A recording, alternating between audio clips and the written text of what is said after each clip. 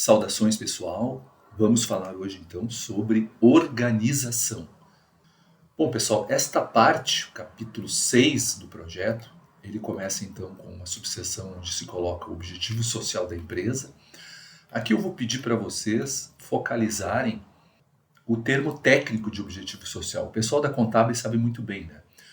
A razão de ser da existência da empresa. Então, é isso que tem que aparecer aqui. O grupo aqui, eles até colocaram no final, o objetivo social da empresa La Delise consiste em produzir e comercializar lasanhas e massas de forma congelada e também pronta para consumo. Poderiam ter parado por aí, já é o suficiente, tá? Porque é isso que é o grande objetivo da empresa. Mas eles ainda colocaram, e assim buscar beneficiar a saúde do consumidor e amenizar as consequências causadas à natureza e gerar lucro para o negócio. Pessoal, isso aqui cabe muito bem numa missão, né, quando a gente define a intenção estratégica, mas não um objetivo social, que é um documento de caráter legal. Tá? Tudo que a empresa no setor de alimentos vai tentar fazer alguma coisa assim, tá? Mas isso não é o principal. A empresa é um organismo social e o objetivo social já está bem descrito só nessas palavras aqui. Então, por isso que eu considerei aqui dispensável essa parte em vermelho. Os aspectos legais aqui, então, pessoal, os principais deles estão relacionados, então, ao contrato social. Novamente, aí, né, colegas da Contábeis aí já estão habituados à elaboração desse tipo de documento. Vocês podem tranquilamente pegar isso na internet, modelos e tudo mais, tá? Mas é importante simular o mais realista possível. Como ficou um texto meio grande, eles deixaram no anexo, depois eu mostro para vocês. E aqui eles colocam mais alguns aspectos legais importantes. A questão do CNAE, a questão do registro do CNPJ na Secretaria da Receita Federal, inscrição na Cefaz e outras necessidades. Aí entram também as questões de cunho socioambiental, né, pessoal? O Plano de Prevenção e Proteção contra Incêndios, o PPCI, junto aos bombeiros, questão da junta comercial, a questão da vigilância sanitária, em especial atendimento, aqui eles colocaram bem, né, cumprimento da portaria, que é aplicável então para o controle higiênico sanitário em estabelecimento de alimentos. Tem uma série de exigências ali, eles vão ter que seguir. Tá? E também colocaram então alguns acréscimos quanto a esses conteúdos no anexo B. Tá? Resumidamente, aparece aqui, ó, pessoal, razão social, contrato social, todos eles listados em anexo. CNPJ, inscrição municipal, estadual, alvará de funcionamento, certificado de licença dos bombeiros. Tá? Então, importante vocês simularem a aquisição desta documentação, tendo em vista que, na vida real, toda e qualquer empresa, mesmo quando ela propõe uma ampliação, uma mudança, ela vai ter que resolver bem essas questões legais. A estrutura organizacional, então, pessoal, já havia falado na última aula, né, resumidamente. Coloquem a estrutura que é compatível com a empresa de vocês. Não só pensando neste momento, quando a empresa ainda é pequena, com poucas vendas, né? Então é claro que a estrutura ela é bem modesta, tá? Já pense um tanto no futuro. O grupo aqui optou e foi um bom encaminhamento. Eles colocaram então os sócios nas funções de gerência, né? Gerente de compras e RH, fundiram essas duas funções, gerente de logística, operações, comercial e marketing e financeiro. Ok, tá? Colocaram aqui as responsabilidades, nome fantasia, logomarca e slogan, tá? Colocaram aqui.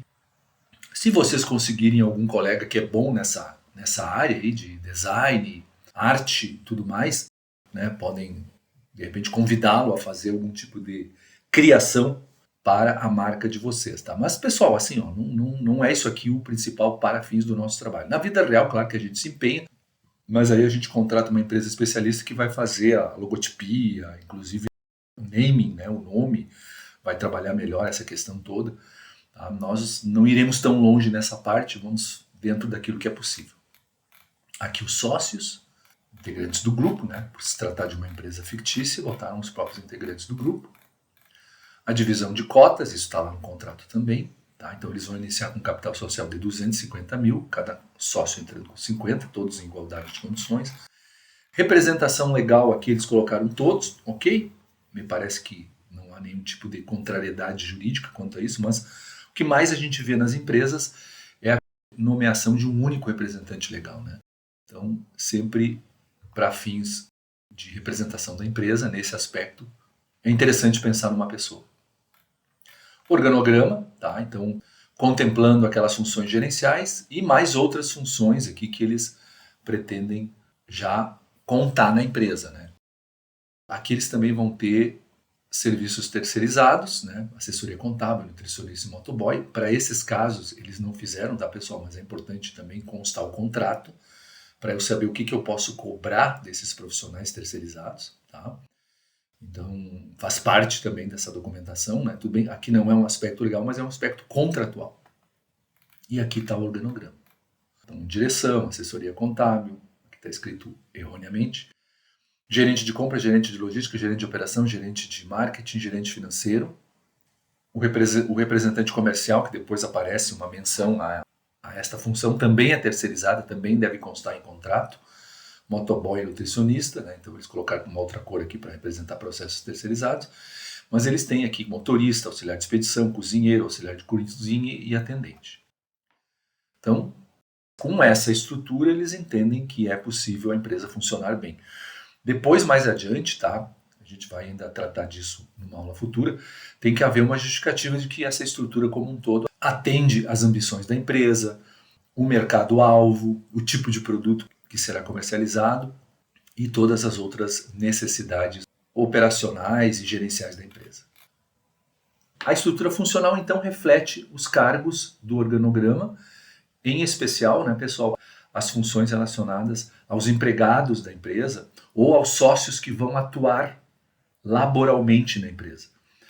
Então, está aqui a descrição das atividades. Aqui eu achei que eles, a exemplo do que eu falei para vocês na última aula, eu achei que eles mandaram bem por conta de terem utilizado a ferramenta perfil de cargo. É uma ferramenta lá da gestão de pessoas, a gente toma emprestado de lá, e a partir dali, então, são definidas atividades e responsabilidades.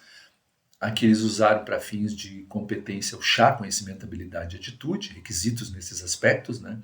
Claro, tá, pessoal, existem modelos de perfis mais sofisticados, que inclusive separam atividades e responsabilidades e colocam mais alguns elementos aqui. Mas, para fins do nosso trabalho, isso aqui está de bom tamanho. Se vocês fizerem algo parecido, ótimo. E aqui, então, eles colocaram tudo aqui, né? Então, por exemplo, aqui, ó, aqui o perfil de cargo da direção da empresa, gerente de compras RH, breve descrição e o conteúdo do perfil, gerente de logística, que eu vou passar rapidinho, tá?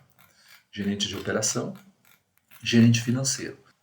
Ok, tá? Possivelmente buscaram aí na própria internet, em sites de recursos humanos ou outros, as principais atividades e responsabilidades dessas funções. É possível se encontrar isso sem grandes dificuldades. Aqui também o gerente de vendas e marketing. Quando assume mais de uma função, né, porque provavelmente na internet vai se encontrar um descritivo para o gerente de vendas e outro para o gerente de marketing. Aí tem que fazer um misto aqui para juntar todos esses elementos, tanto em termos de atividades e responsabilidades, quanto em termos de conhecimento, habilidade e atitude. Aí aquelas funções mais operacionais, eles vão ter o motorista, aqui está o perfil de cargo do motorista, um cozinheiro, um atendente, um auxiliar de expedição e um auxiliar de cozinha. Ok? Muito bem. Carga horária desses funcionários, o normal é todos trabalhando em regime de 44 horas semanais, o que dá em média 8,8 por semana, se eu não quiser trabalhar aos sábados. Se eu trabalhar aos sábados, aí ficam 4 horinhas ali no sábado de manhã, né?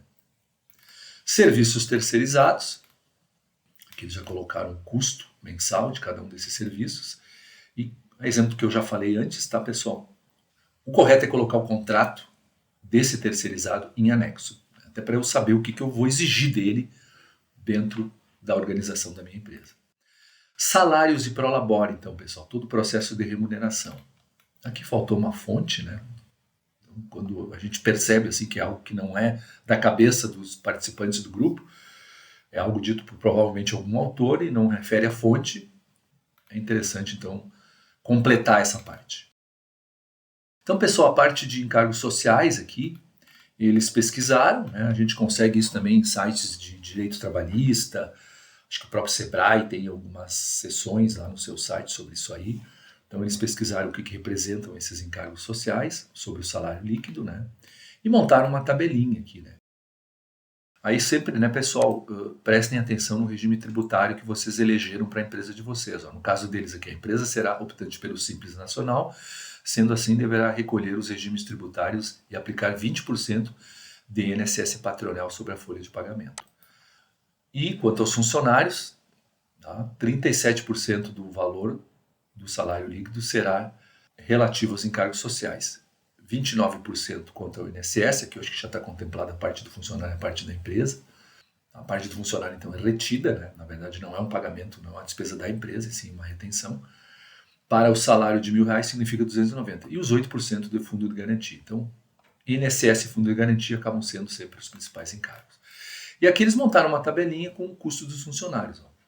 Aqueles que são empregados, né, pessoal? As demais funções estão atreladas aos próprios sócios, e aí os sócios serão remunerados via prolabore. Tá? Então, na época, né, esse trabalho foi feito em 2021, se não me engano, o salário base ou o salário mínimo era em torno de R$1.100, o motorista um pouquinho mais. Fizeram uns cálculos aqui, com 13º, férias, 1/3 de férias, fundo de garantia sobre 13º e férias, e chegaram ao custo total de um funcionário. Então, por exemplo, um auxiliar de cozinha que ganha R$1.100 vai acabar custando R$1.523. Tá? Então, uma tabelinha no Excel resolve por completo esse cálculo aqui. Aqui eles resolveram colocar plano de saúde, ó. Interessante, isso aqui é uma liberdade, não é obrigado, tá, pessoal? Só no caso de a empresa de vocês optar por essa situação, trata-se também de um serviço terceirizado que tem que ser contratado e esses valores têm que expressar a realidade. Tá? Não sei qual plano eles colocaram, isso não aparece aqui, mas é um plano bem barato até, né? Não é fácil hoje em dia achar planos de saúde com valores tão modestos, tá? Mas enfim, torna a empresa mais atrativa, né? Uma das coisas hoje que aumenta a atratividade de pessoas para o trabalho nesta empresa. E aí depois totalizem, essas informações serão relevantes, tá, pessoal, para a parte financeira depois. Então isso aqui tudo a gente já vai calculando, deixando prontinho. Mais adiante usaremos isso em outras frentes, tanto na parte de custos de produção como na parte depois financeira. Então a tabela 18 apresenta custos com os funcionários que serão contratados pela empresa. Total de 4.938 com esses 3 funcionários aqui. Aqui, pessoal, eles colocaram uma outra tabela, a tabela 19 deles aqui, fala em custos com encargos sociais, tá? Enquanto que lá na outra seriam custos gerais, aqui custos com encargos sociais. Parece um tanto redundante, tanto que eu coloquei uma observação aqui, né? Esta tabela merece ser comentada, pois apesar de resumir a situação da empresa, parece ter alguns pontos redundantes com a tabela 18, que pode gerar confusão, tá? Porque nessa tabela aqui, que apesar de refletir aí resumidamente o que eles querem fazer na empresa, que seria uma mesma pessoa assumindo várias funções, então vai ter lá o diretor, gerente de compras, RH e cozinheiro. É uma única pessoa, vai ter um salário base, um prolabore, e vai ter encargos sociais. Tá? Depois vai ter um diretor, gerente de logística e motorista. Também a mesma coisa.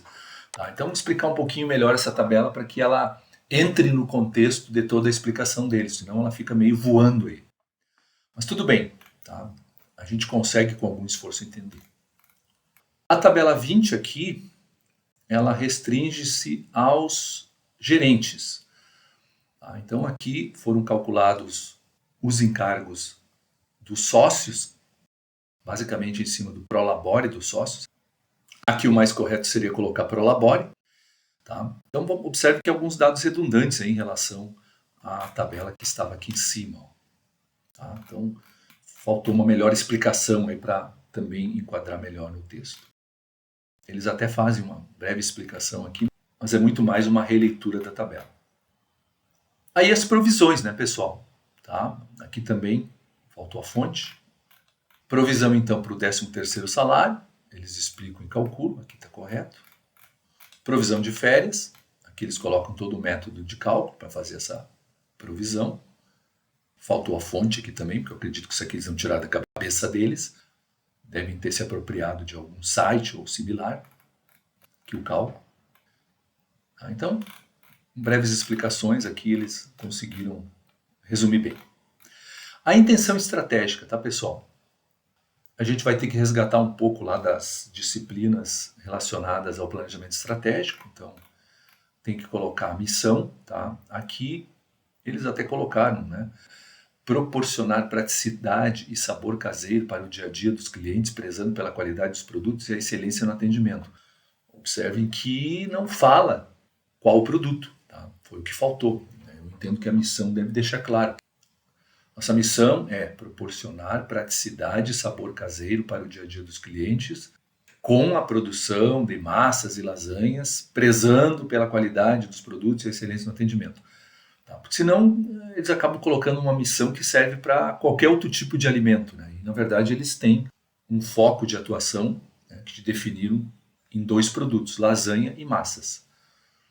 A visão aqui é uma visão de 8 anos, o trabalho foi feito em 2021, eles estão projetando até 2029. Isso aqui, cuidado, né, pessoal? A visão sempre é uma meta. Isso depois a gente tem que desdobrar ao longo do tempo para perseguir. Não é só um slogan para a gente colocar na publicidade da empresa, e sim para que a gente tenha isso como meta realmente. Valores aí, o pessoal normalmente coloca questões mais universais aí, que são típicas em tudo que é empresa, né? Coloquem aqueles valores que vocês acreditam, né? E pegando de novo emprestado a gestão de pessoas, né, pessoal, isso aqui tem a função de conduzir as atitudes de todos que ali trabalham. Tá? É aquelas coisas que a gente acredita e quer que as pessoas que trabalhem com a gente acreditem também, como é importante para a empresa e para eles no dia a dia. Os objetivos e metas, isso aqui de novo, cuidado, não são coisas que a gente coloca aleatoriamente. Tá? Isso aqui depois vai ter repercussão em todas as projeções de produção, vendas e fluxos financeiros que eles vierem a fazer nas outras etapas. Mas eles querem um índice de lucratividade de 15%, um índice de satisfação maior que 90%, atingir 5% da participação no mercado no primeiro semestre, capacidade de produção de 60% nos 3 primeiros meses.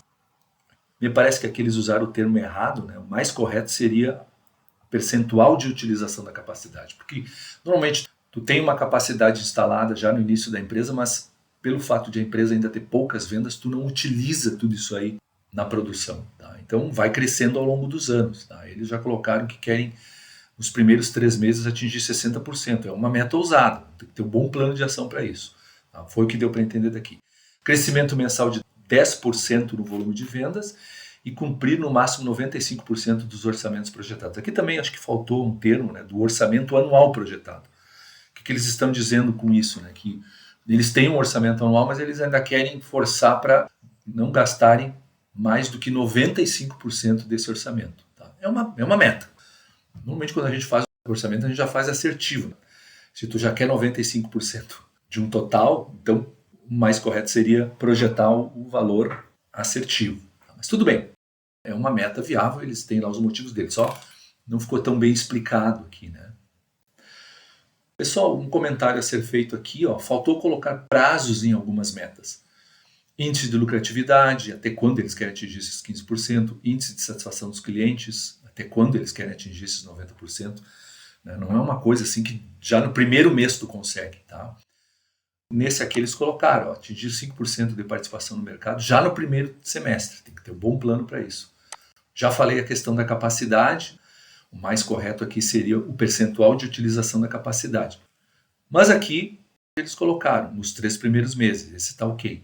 Já aqui, ó, crescimento mensal de 10% no volume de vendas. Tá? Alguém vai se ater aqui à palavra mensal, né? Que não é a coisa mais fácil do mundo. Imagina todo mês tu crescer 10%. Tem que ter um mercado muito ávido por consumir aquele produto. Né? Mas, como eu falei, toda meta pressupõe bons planos de ação. Isso eles não mostraram aqui, não foi exigido no trabalho, né? Tá? Mas na vida real, depois a gente tem que traduzir isso aqui em bons planos de ação para viabilizar esse conjunto de metas aqui. Né? Aqui tem mais ainda a questão do orçamento, que eu já falei. Tá? Também não tem prazo. Talvez aqui seja todos os meses, né? Então todos os meses, no máximo 95% do que foi projetado. Talvez nem precisaria projetar então o 100%. Negócio foco, industrializar e comercializar alimentos caseiros, de novo, né? Massas e lasanhas caseiras. Isso seria o mais correto. Localização da empresa, nós vamos falar mais na próxima aula, tá, pessoal? Mas eu já vou adiantar alguns pontos aqui para vocês poderem já ir trabalhando, tá? Aqui faltou a fonte também. E aí eles começam a explicar como eles elegeram os fatores determinantes da localização.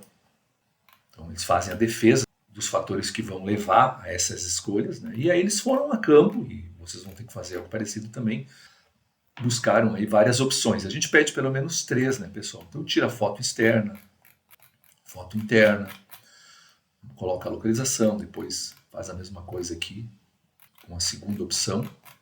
Tá? Esse aqui já é um pouquinho mais bonitinho, né? Opção 3, externo e interno. Tá? E depois eles explicam como fizeram então a análise qualitativa. Aqui eles explicaram bem os vários fatores que seriam levados em conta, né? No caso aluguel, área de ocupação, acessibilidade, capacidade de expansão, necessidades de adaptações e melhorias. Cuidado só, né, pessoal? Isso é uma decisão de cada grupo de acordo com a natureza do seu negócio e o que espera para o futuro. Vocês tanto podem adquirir um terreno e construir, vão ter um investimento maior no início, mas não vão pagar aluguel.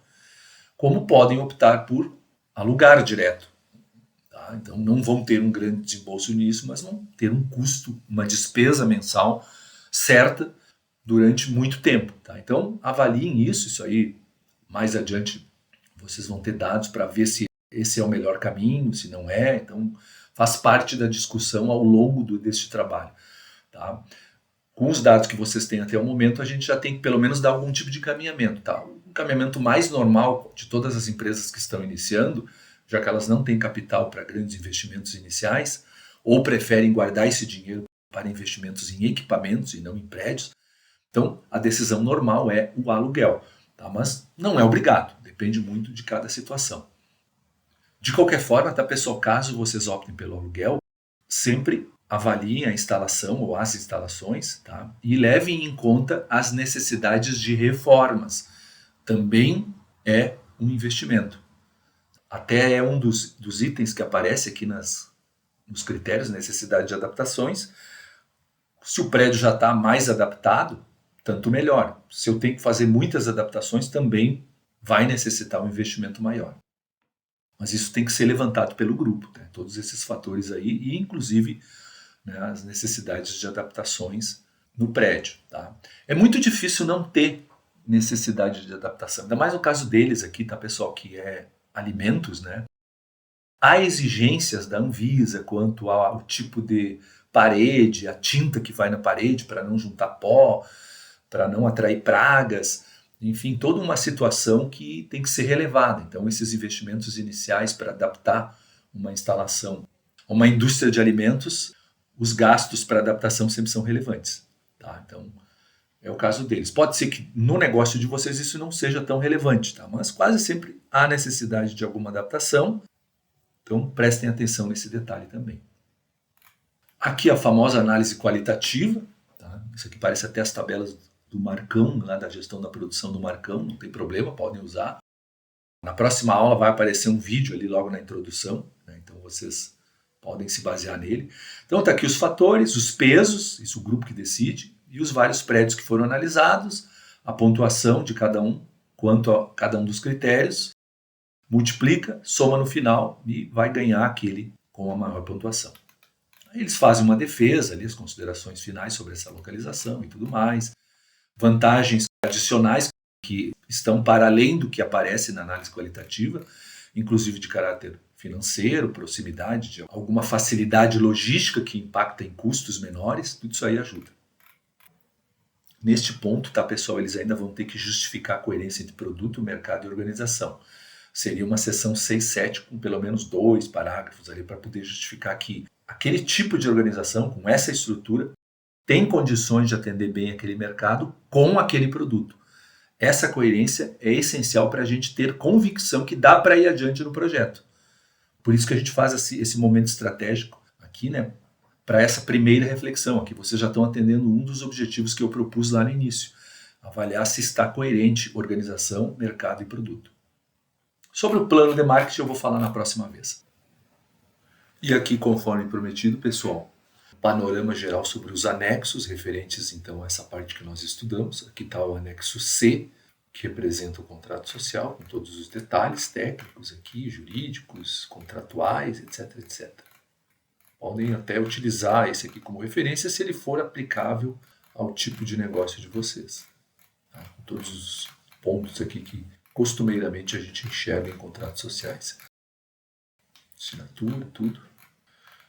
Portaria da Anvisa, Centro de Vigilância Sanitária do nosso estado, com todas as leis que são necessárias ao tipo de empresa deles, inclusive com questões de responsabilidade técnica, boas práticas de fabricação e tudo mais. A indústria de alimentos é bem pesada essa parte.